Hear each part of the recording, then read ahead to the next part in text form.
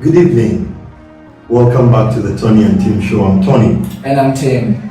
And welcome back from that very, very big weekend of football that we had. Of course, a Super Sunday that we had, Tim. Yeah, it was a Super Sunday. I know some teams won, others lost, and we have now a refreshed table. Lots of big predictions that we also made going into that weekend. Lots of them. If you checked out our Facebook page, the Tonny and Tim show, you might have seen those while the games were going on as well. Lots of discussions were happening between you at home and us also. We are happy for those messages that you sent us, all your comments and the feedback that we got during that weekend, where we had a big game in that Sunday, Super Sunday. Manchester City taking on Arsenal at Etihad Stadium. Yeah, Man City coming up the victors 3-1 against Arsenal. But Tony, a lot happened in this game. I thought Man City were fortunate to win. Yes, they dominated the game, but some decisions went their way. Nonetheless, Arsenal showed no force going forward and losing the game. It was interesting because first things first, Timothy, the team news that we got while that team was being set up, the team selection that Arsene Wenger made for that trip. Yeah, we had said Kolasinac was I think not fit, and then we expected Wenger to deploy an extra midfielder, which he did. Unfortunately, the formation changed. It pushes Coquelin back three, and for me, I think that is where he got it a bit wrong. I don't think Coquelin is the right player to play that position.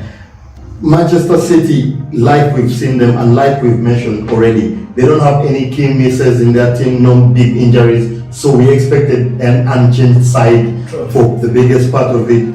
But the issue was on Wenger's side when he brought in Coquelin, and of course we saw up front he did not start with Lacazette. I do not know what Iwobi did to deserve a starting position. I thought the three players, Lacazette, Ozil and Sanchez, had done what they could in the previous 2 games. So always keep a winning team, that's what they said. And I don't know why Wenger decides to change his and he benches Lacazette. Tony, I'm not sure. Does Lacazette not warrant starting a big game?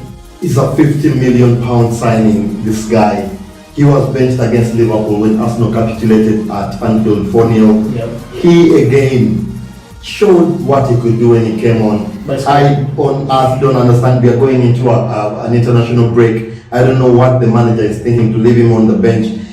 He must be asking himself, what have I done wrong? Of course, he hasn't done much wrong ever since he signed for Arsenal. He has been scoring the goals.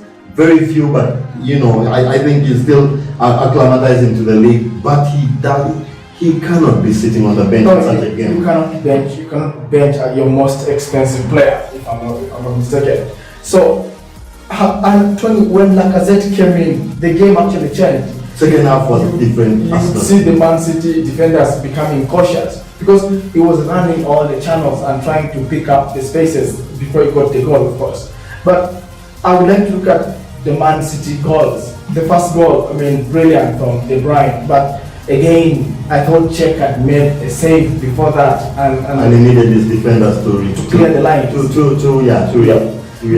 But the second goal, Tony, Sterling goes down. It's still debatable. I want to find your position. Was Sterling fouled? Was he kicked? We've talked in real time, Timothy. We've talked about how key these decisions are in real time. The referee and the linesman have to see very quickly. It happens in a split second. Raheem Sterling is a slight person, he's a very small guy, so any contact you expect from him, and I think there was a shove in the back even before he made contact with the leg. I think it's a penalty for me. I don't know. Of course, Wenger mentioned at the end in his post-match reactions that this guy loves to dive. No, Tony, I don't think Sterling dived. But again, if you watch this in real time or even with the replays, Sterling's first touch overhits that ball. In that, when Monreal gets closer to him, he's just looking at any touch on him and he goes down. Yes, there was a a knee on him, and then also the leg of Monreal catches him. But I don't think it was worth a penalty, Tony. These big games are decided by big decisions, and certainly that was one of the very big decisions. We don't know what you think at home, but it's a penalty for me. I'm sorry. I thought Michael Oliver didn't get it right. It was a penalty for me. Of course, we saw the third goal coming in. David Silva finds himself in an offside position. He also even hesitates before making that square pass. Yeah, Tony, he hesitates, but to me, if the second goal was debatable, the third goal is unacceptable. It's the not linesman is seeing right through that line, and just like you say, he hesitates.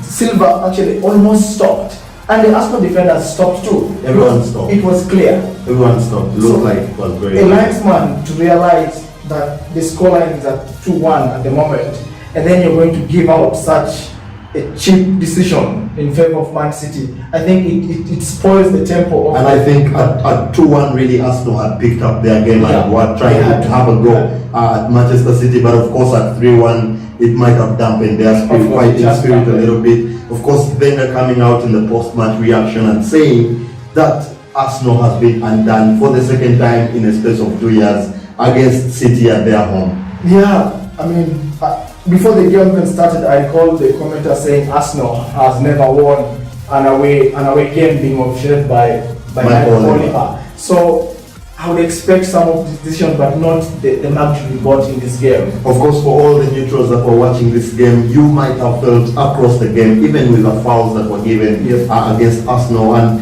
the yellow cards, and you could have the feeling that there might have been a little bit of, I can't say bias, but because the referees tried to do their best, but there was a slight leaning towards Manchester City, as we saw it in the goals. Of course, at the end of the day, it's the final result that Tony you look into. So Arsenal lost this result.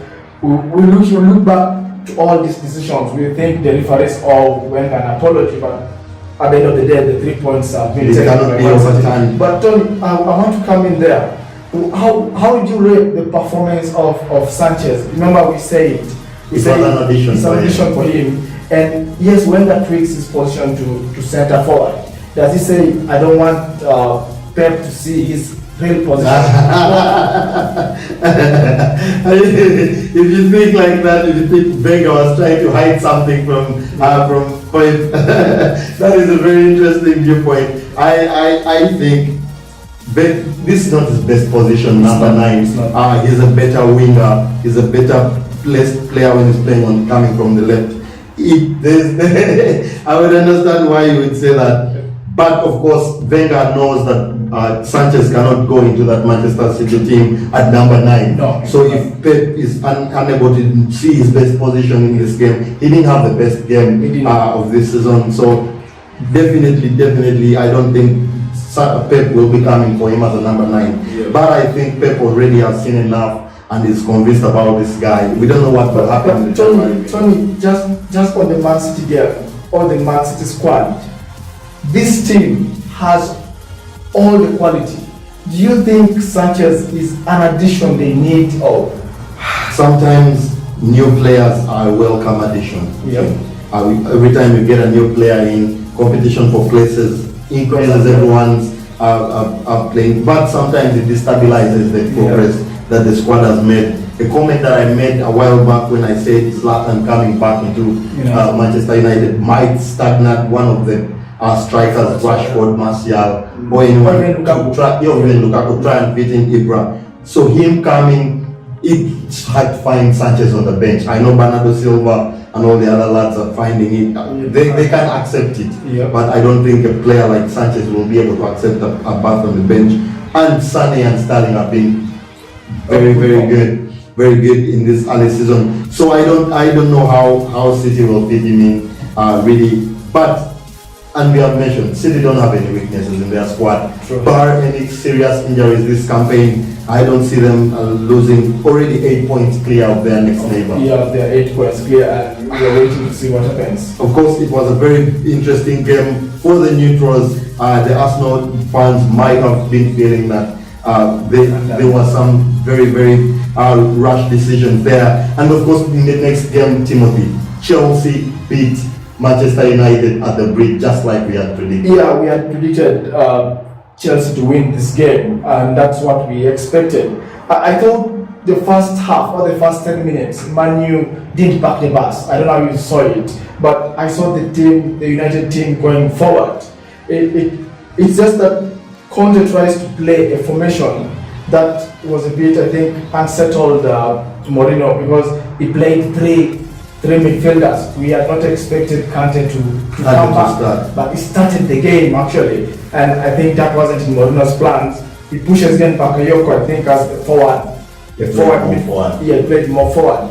So of course, I think Conte gives us United failed to track that. I was reading papers and it was then being described that this was the worst game played by Matic so far. I almost couldn't find him, and I wanted us to even try and rate his performance against his former colleague Kante, who keeps running tirelessly, even coming back from an injury. This guy, I don't know where he gets that energy from. No. He's a very, very good player. I mean, Kante, we say he covers all the blade of grass, but he stabilizes the team. Everyone ups their performance. I mean, with all due respect to Morata, who scored the goal, but in the midfield, United did not disturb Chelsea. Lukaku had just one touch in the Chelsea box. Tonny. So another point to discuss. I thought Chelsea got the tactics spot on, and Mourinho was just waiting to react to what the opponent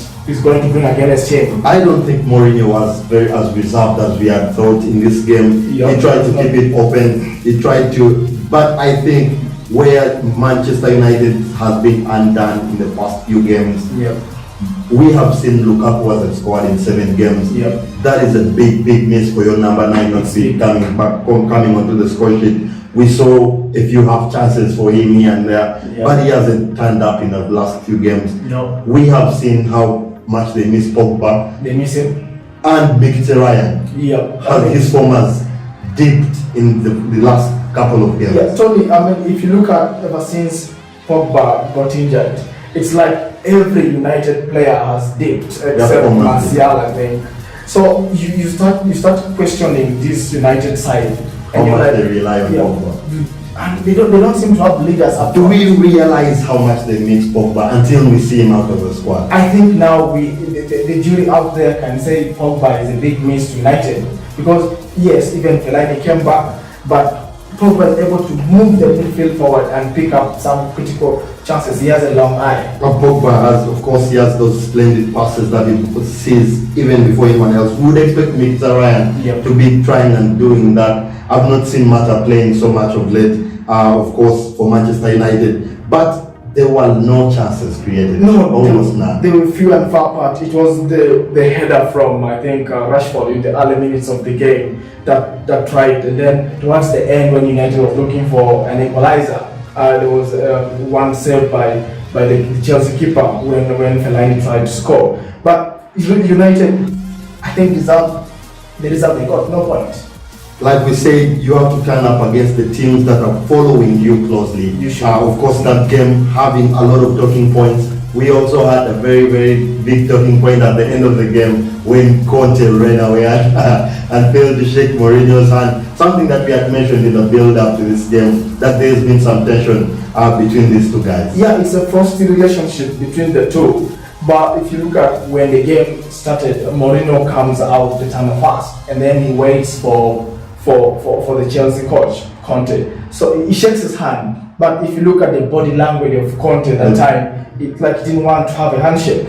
So at the end of the game, Mourinho waits for him maybe to stand back. But I think Conte was like, I'm not going to give you the handshake. Of course, he said at the end of the game when he was asked about that, and he said the result is more important than a handshake. Of course. I don't know what that means. And of course, we had mentioned that there has been some backroom struggles a little bit, and there's been that rift between David Luiz, who we saw in the stands in that game, fully fit, but he was left out of the squad completely in this game. And of course, there have been rumors that this spells a very big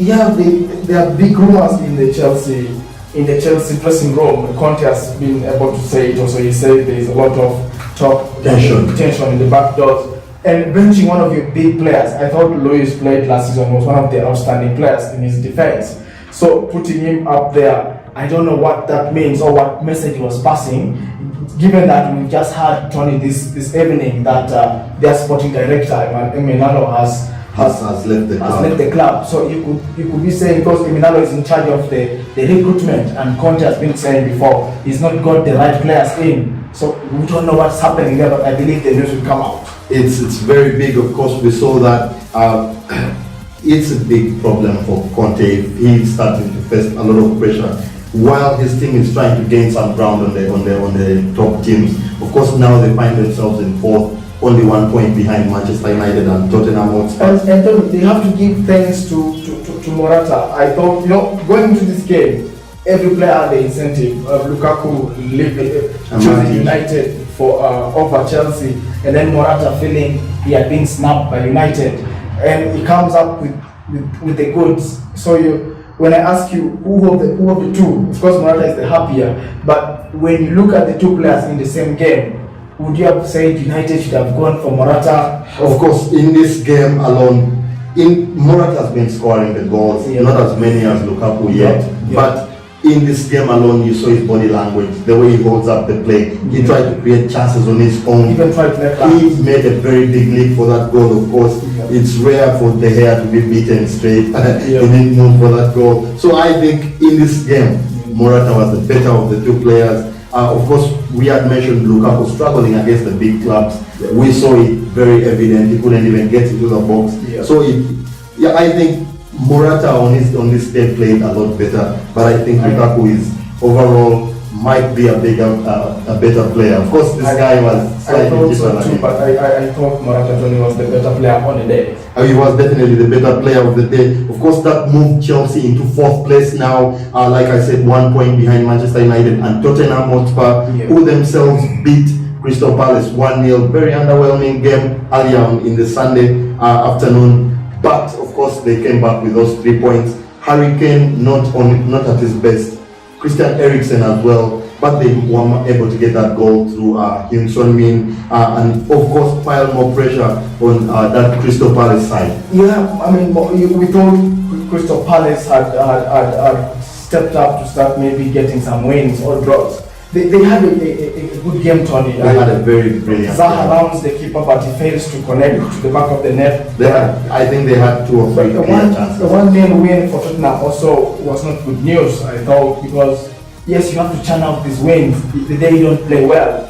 But without Dele Alli, we saw as if there was no spark up front there until Sn1 came with that strike to make it 1-0. A brilliant strike. Nonetheless, I thought 3 points are 3 points, Tonny, in this league. 3 points are definitely 3 points in this, and that's exactly what they got, and that's exactly what Mr. Bilic did not get on Saturday evening when Liverpool hosted West Ham at Anfield, whipping them 4-1, and ultimately costing Bilic his job. Yeah, Bilic finally getting sacked today, I think. But Tonny, we had said before that the hierarchy had given Bilic 2 games. And he was able to win one, and then he drew the second. Was unfortunate. But from there, you see that the pressure was getting too much on Slaven Bilic. And we thought he had again 2 more games. But I think after the first two, it was now a knockout phase that he win. I think it wasn't more of how many games he had, but the nature of this Liverpool side. The way they played against Bilic, they didn't have any mercy at all. Of course, Jurgen Klopp choosing to throw money in there. We had thought that he may be need some time to rehabilitate. And actually, he creates the first goal.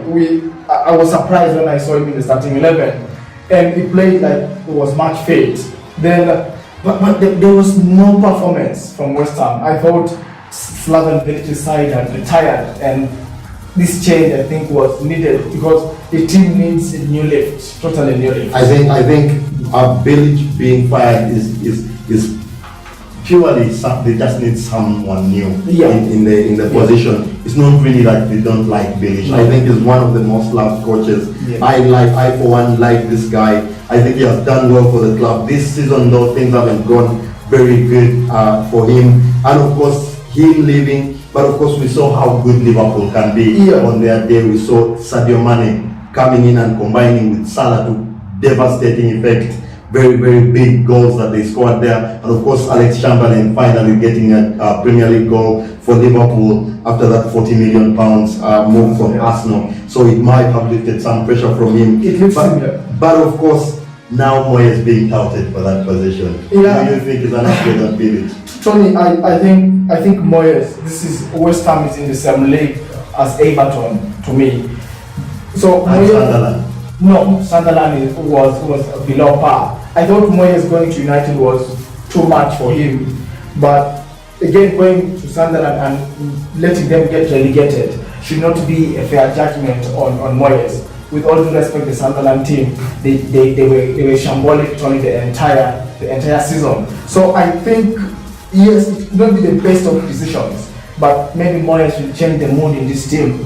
They are tipping even Phil Neville to be his assistant. I think the players around him, Moyes gives the control, and then maybe his assistant or someone tries to talk to the players. But this West Ham side needs a lift. Else, Tony, we have seen big teams, Newcastle, dropping. Being relegated.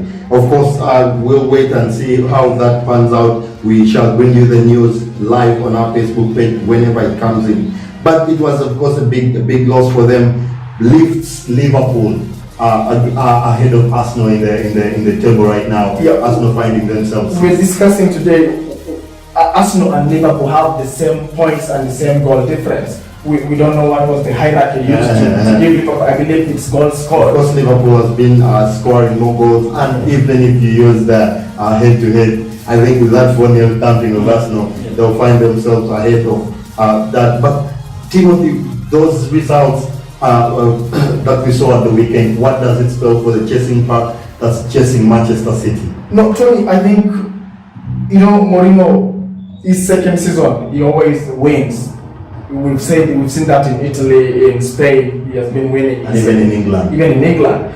But I think he has to restructure and accept maybe the truth that this Man City side is too good. Wenger said it's going to take a hell of a lot to stop City. So, and yet United expect him to deliver the Premier League. So to me, his priorities might need to change. Some people say, can he try to go for the knockout Champions League, which is harder than the Premier League? But 8 points, 28 points is almost 3 wins when the other team is losing.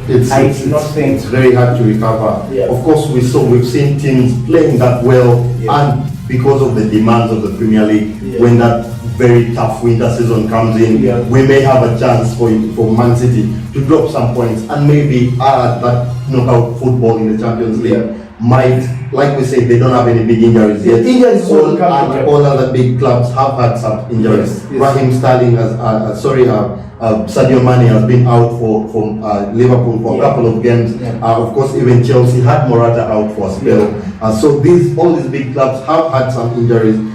But Manchester City currently running away with that title. Yeah, but it also depends on their training format. Maybe it's favoring the players not to get these injuries. So if that is the case, then we don't expect them to get injured. And of course, we've talked about their squad depth. Like I said, you find Gabriel Jesus having to come from the bench. Bernardo Silva having to come from the bench. Yaya Toure still hasn't had a look into his squad. He's a good player. I'm sure he will go into any other team and start. Maybe not at the peak of his powers right now, but definitely a good person to have on the bench. They have the depth that is required in this league to go the distance. But of course, lots of other football action happened over the weekend, and one big result that stood out, Timothy, was that escape for Everton when they came 2-0 behind to beat Watford 3-2. I think this should be the best result Everton has had the entire season. 100%. Answorth, I think at 2-0 thought, this is it again, another loss. But I think the players stepped up. It was in them to say, guys, let's give what we have left in the tank. And as soon as they hit 2-2, the momentum was on Everton. You could sense that they were trying to go for that win, which they got through a Leighton Baines penalty. He hasn't had a lot of big games of late. He used to be Everton's savior. And also thanks to Tom Cleverley missed the penalty. Late penalty, the 11th minute of extra time. Last gasp chance there to equalize and at least go away with a point. I would feel that Watford felt very, very undone in this game. But of course, Everton getting those 3 points finally, and is Answorth a contender for that job. Yeah, I thought Answorth was a contender for this job, but we have rumors that the Big Sam has already started talking to the owners of Everton. So this spells news that Big Sam is the man for the job. Of course, we'll wait to see how that pans out, who will take the reins at Everton. They need a manager that can lift them. The squad looks like it has a lot of talent. It still hasn't come out. They have Gilfie Jackson, who is one of the best playmakers in the league. Things are still not happening for them there, but let's hope that this win can spark a new lease of life to this team. Since they've been knocked out of the Europa League, maybe this helps them just concentrate in the Premier League and stay safe. Of course, the Europa League is always a big distraction, especially for squads like this that don't have the riches and the depth of squad. Elsewhere, we had lots of 1-0 wins on Saturday as well. Huddersfield winning their game, Newcastle having also to go ahead there and win that game. So we had a lot of 1-0 wins on Saturday that we brought to you, those results on our Facebook page. We would like to hear how you found the Super Sunday and how you found the rest of the groups, the rest of the games. We would like to hear your feedback. We'd like to thank you for all the feedback that you've been sending to us through the messages and through the comment sections on our Facebook page, as well as our YouTube channel, the Tonny and Tim Show as well. And we'll be bringing you all the best analysis in all these big games. And we would like to thank you for sticking with us. We'd like to thank you for being with us. This is our 11th episode, and we'd like to thank you for watching from us and the Tonny and Tim Show, and myself and Tim. Goodbye for now. Goodbye.